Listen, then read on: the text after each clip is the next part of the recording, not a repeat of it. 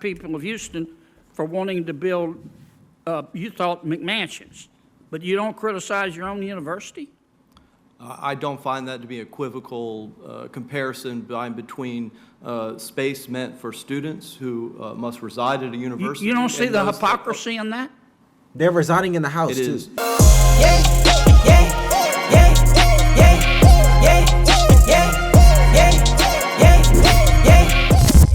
Senator Kennedy. Thank you, Mr. Chairman. Welcome, Governor. Professor Keenan, you teach at Tulane, Yes, sir, I do. I have that privilege. and you have your own website, KeenanClimate.com, is that right? Yes, sir, I do. Okay. And you describe yourself on your website as a globally recognized thought leader. Is that correct? Yes, sir. Okay. And you give paid speeches, do you? On occasion, I do. You have your own agent, I believe, according to your website, Lee Bureau. This is correct. And how much do you charge per speech? It varies depending on the audience, the amount of preparation work that goes, and the amount of follow-through. Usually, The last paid speech you gave, how much did you receive? I'm happy to follow up on. You don't remember? I do not. Do you give that money to Tulane? I do not. You keep it?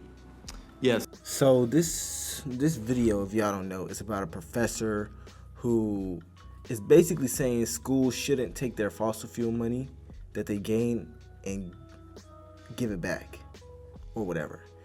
Kennedy asked professor who said schools shouldn't take fossil fuel money if his own should give it back. So it's basically about a professor being a little bit of a hypocrite. My apologies for the.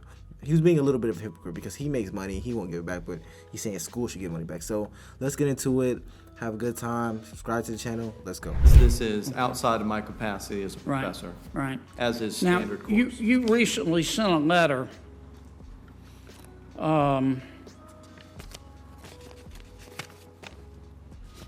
You recently joined a lot of other academics. You signed a letter demanding that elite institutions and universities stop accepting money from fossil fuel companies. Is that correct? This is correct. You consider Tulane an elite university? I would like to think that we have a high standard of excellence in our education and our research. Okay. Well, Okay. The Murphy family of Murphy Oil and the Deming family of Murphy Oil have recently given Tulane $25 million. Have you called on Tulane to give that money back? Well, it's Nope. not, they didn't give that money to my unit or the department or school that I Have work you in. called on Tulane to give that money back, or you think that's okay for them to keep it? It's okay for him to keep it because they employ him. And here's the thing I've noticed about a lot of these discussions. People have these vast takes, these crazy takes that when they say it, it sounds so good. If you're accepting this type of money, you need to give it back. Let's go, America. But when it's your university, or it's your family, or it's your pockets that are gaining, it's just silent. Like, ooh, I didn't know we accepted this money. I didn't see that money come to our accounts. I don't know what you're talking about. That's all I'm saying, bro. He's not going to tell professors. He's not going to tell the school to give it back. He wouldn't dare to tell his school to give it back. Their prerogative, not mine. Okay. Yet you just signed a letter saying that all elite universities should refuse fossil fuel money. Did you put a footnote in there and say, except my own? Well, what I'd like to say, Senator, is that I believe it raises a conflict of interest for those that research climate change that are supported by the fossil fuel Yeah, industry. but then why don't you ask Tulane to give the $25 million back? Well, I think in the context, if that money were to be used to support climate research, information, disinformation, What? whatever it may be, then that may be an appropriate conflict of interest. But I think in the context of which You don't Tulane see is the doing, hypocrisy here? it is a hypocrisy in those that may read and interpret it as such. And this is the problem I have. I'm not going to say what college is because all colleges don't do this type of stuff. All colleges aren't this. But yeah, this is the problem with colleges.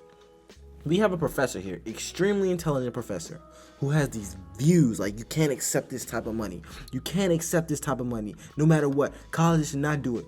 But when it's your college, you're like, well, it depends on how the money is being calculated and spent. According to my calculations, if it's not spent on the advancements of scientific research, like, bro, this is the problem.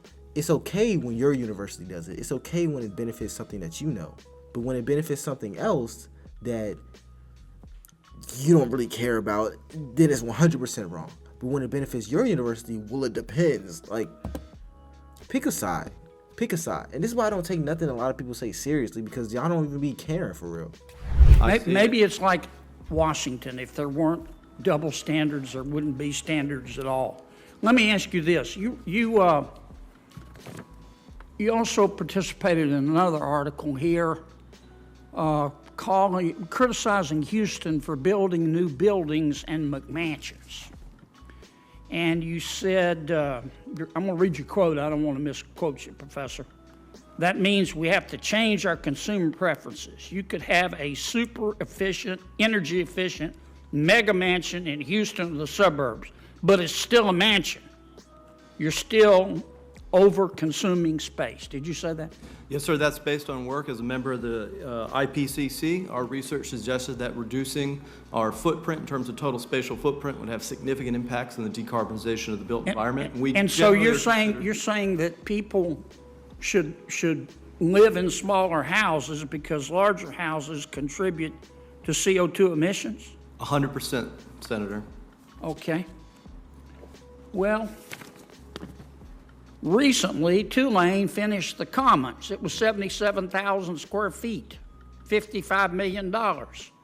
Recently, Tulane finished the Gold Ring Woldenberg Business Complex, $35 million to complete, 92,000 square feet. Boy, that's a McMansion. Mustapher Hall, 23,000 square feet. Paul Hall, 36,000 square feet. Richardson Hall, 50,000 square feet. Housing redevelopment phase 1, 230,000 square feet at Tulane. Have you called upon Tulane to stop these buildings? Sir, the habitable space within those units are roughly the size of the conference room back there and are indeed quite small. But they contribute to, does everything that we do, does sir, the Commons contribute more to climate change than a McMansion in Houston? You were pretty quick to criticize them. So you really finna sit here, because I'm in college right now. You really finna sit here and act like colleges don't be spoiling the students. Like, let's keep it a buck. I'm a college student right now. I'm not even gonna lie. When it comes to some buildings on universities, we low-key don't need them, but I like them. Like, we have like an arcade on campus. We have 2 basketball courts on campus, a huge football stadium, 3 basketball courts. We have 3 basketball courts on campus. A student center, a huge, we have a pretty nice campus.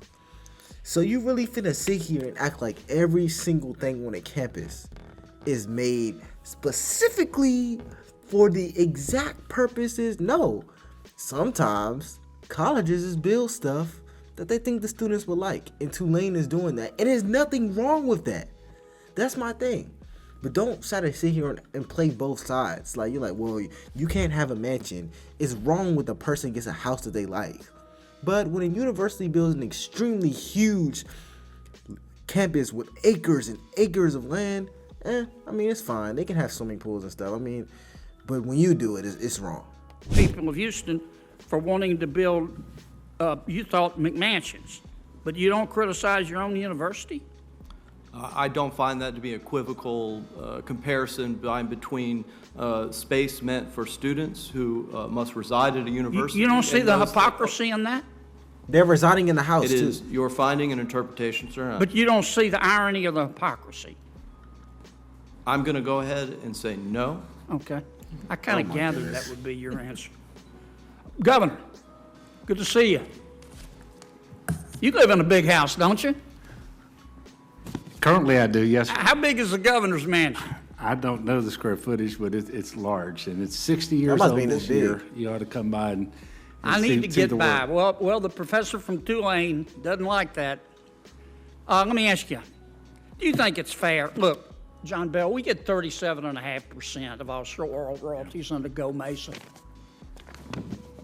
New Mexico gets 50% share from the federal government, for God's sakes. Wyoming gets 50%. North Dakota gets 50%.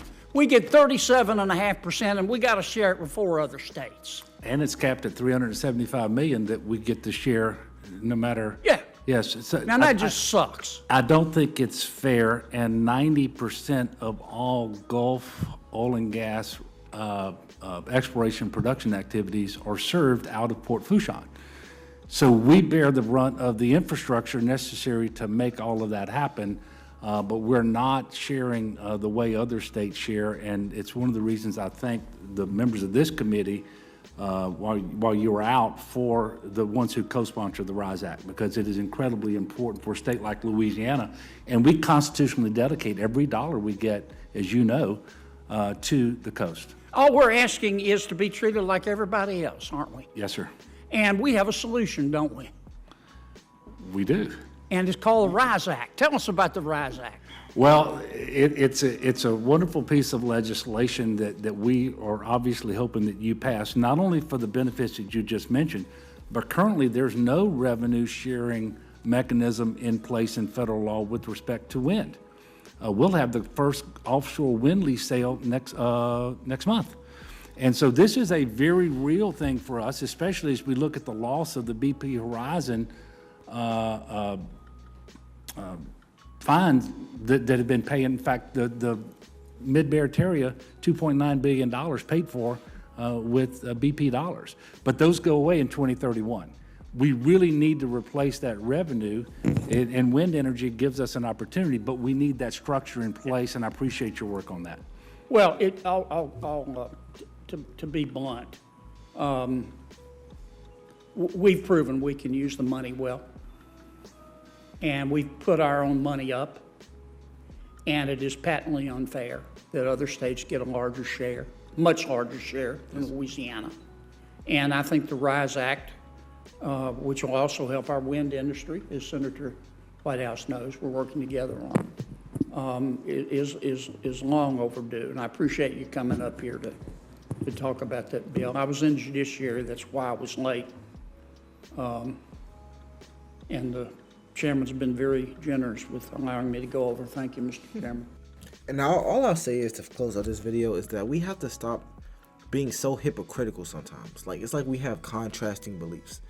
You believe that universities taking fossil fuel money is bad for the economy. You believe having spaces too big that you don't need is bad for the economy. But when it's a situation that directly applies to you, such as your university having a huge campus, or your school taking in $25 million of donations, it's fine. It's subjective. It's open for interpretation. But when others do it, it's like, no, it's 100% wrong. Like, it's not fair. But yeah, if y'all have any suggestions, let me know in the comments. Drop them down below, and I'll see y'all next time.